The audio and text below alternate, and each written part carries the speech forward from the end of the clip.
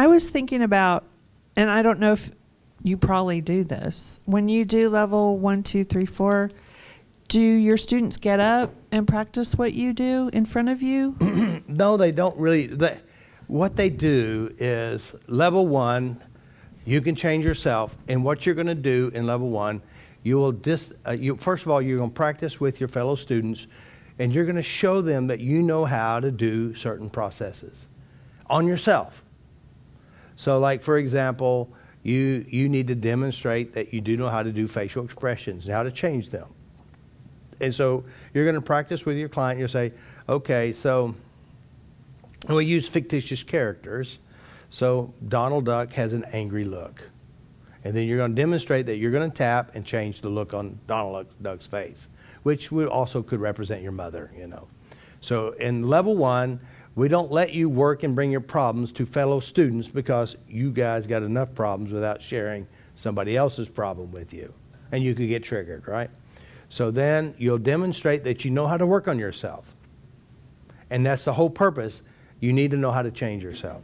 And I give you a lot of pieces that are here and more. But level 2, we're going to show you now that level 1, we expect you to know how to work on yourself, know how to do the art of change, know how to change your memories, and you're doing that. And also you had 10 hours worth of sessions changing your stuff so you won't be so emotional volatile. And then when you come to level 2, we're going to show you how to work on other people. So then you're going to practice on your colleagues with some of the pieces that I train you with. So then you'll start working, demonstrating and working on them, and then that means you'll start getting what we call free sessions between you. Level 3, you're going to get a lot more sessions between you, and you'll be demonstrating, practicing, you know how to do a session. And that's all the way through. So the amount of time and sessions you'll get and personal develop and change is quite a bit by the time you're done. You cannot be the same person when you're done because you've had a lot of changes built into the system. So that's what it's designed to heal you.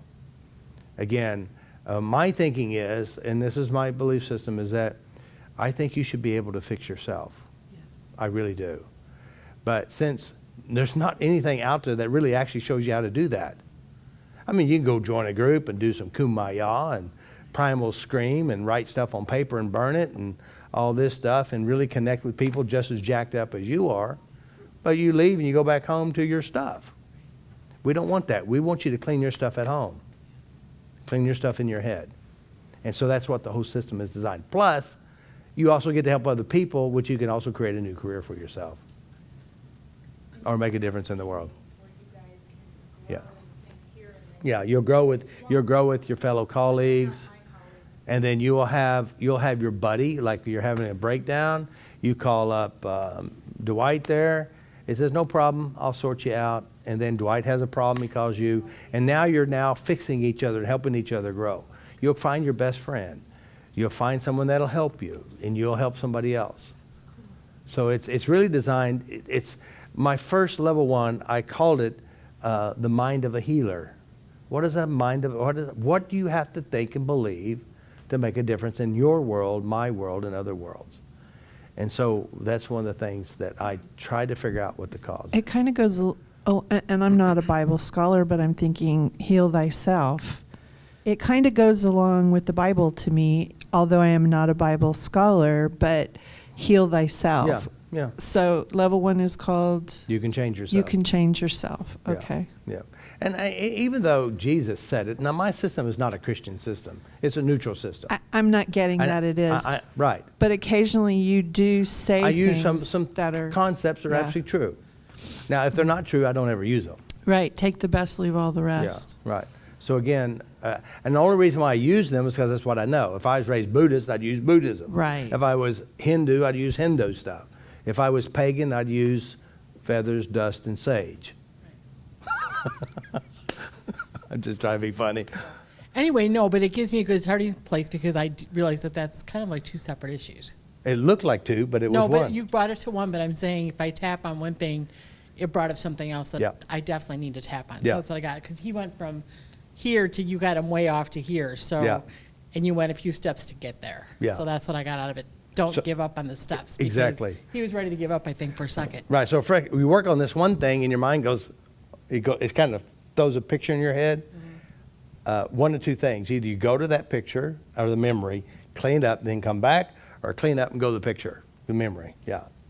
That is another thing, too. When you're working on your own head, the problem looks like the problem. We look at the pain, we say, this is the problem. The pain's a problem. But yet when we go there, that's not really the problem.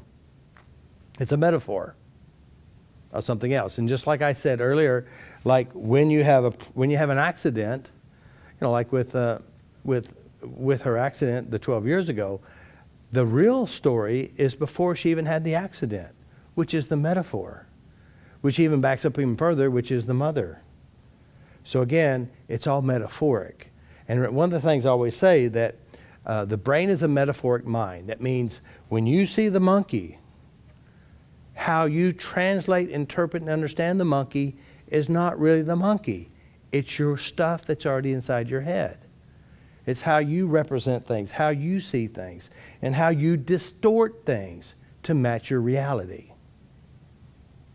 See, that's the interesting part about doing this. Now, you started seeing your story. You started seeing the pieces as we're working through this, which is a good thing.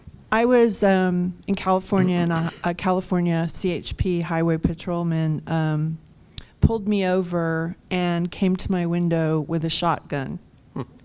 So every time I saw lights or anything, it scared you. It scared the shit out of me. And I can still feel there's a little bit there. Yeah. Because you didn't address that. You addressed differently. But Right. it definitely, I hadn't even thought of that. And then that's the one you need to tap on. so then I can see why you don't have students in level 1.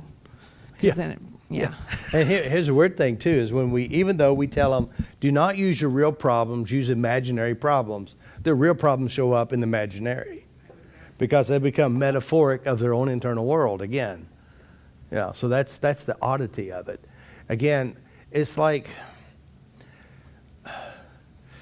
everywhere you go, you take your current understandings, holdings of your problems in your head.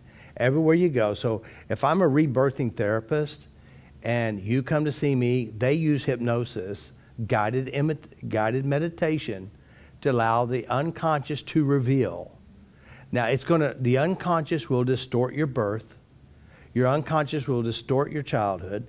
The unconscious will distort the future based on your internal holdings. Now, if we go in and we start changing your bad memories, when we take you to the birthing experience, that memory, how you translate and interpret it will be different. We take you to, even like when we work with your memories, when you go there now, the translation of that memory has changed. The meaning of it has already changed. Therefore, you changed. And really, all of our problems are really kind of like holographic. Like every piece represents the whole thing. And as we work on one thing, over here, this will change. And you don't even know that it's changed because it's changed and the changes are real. And so that's another thing, too, is when we do this work, sometimes you don't even realize how big of a change that has occurred because you're acting normal to the internal representation. Now, somebody else goes, well, you just seem so different. So, no, I'm just me. And you don't even know you're different. You may notice that you're not, your mind isn't chattering a lot. Or you may notice that you're more peaceful. But the changes solidify across the whole mind. That's when I pull you up and you sleep super deep, or you feel like something's working back there. It's trying to organize everything that we just made changes in. Because remember, it's like this is the foundation, and you built your self-esteem on this one childhood experience. We go this one childhood experience at 5 years old, all of a sudden, everything built on top of it has to shift and reorganize because the links have been changed. And so that's what we're really doing. We're adjusting the internal world. And again, neurologically, it's changing and adjusting, and your behavior will reflect whatever it is you change. Now, we worked with Dwight with this one memory, but we didn't work with the other 25 memories of other experiences, but those other 25 could be really strong. We work on this one feels good, but I got something bigger. It's like the big ones start popping up, and you start thinking, am I screwing myself up? I got another set of problems, and it seems worse. And I said, it's not that you're getting worse, it's you're unloading the garbage can or the memories you're still cleaning up.